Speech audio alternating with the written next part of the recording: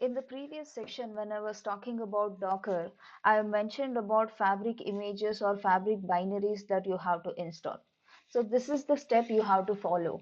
So here you have load fabric.sh file, which is a script file which you can see here. So this will install all the Fabric binaries to your system. So the way to install this is simply go to your terminal and you have to change the permission for this directory, which is chmod 777 loadfabric.sh.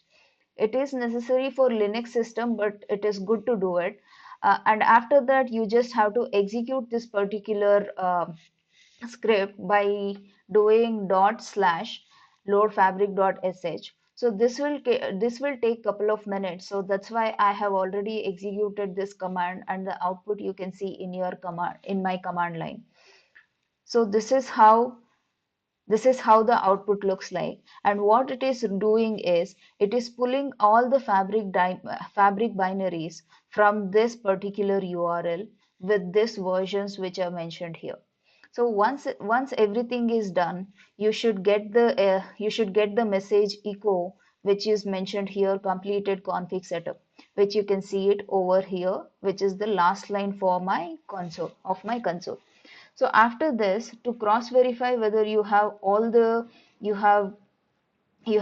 all the images, you will anyway see it in the console that you have this many list of Docker images which are already downloaded as part of this process. But even if you want to check sometime later, you can just say Docker images minus a. So this will list out all the Fabric binaries that you have downloaded, and all these binaries are very much necessary for Fabric network to function.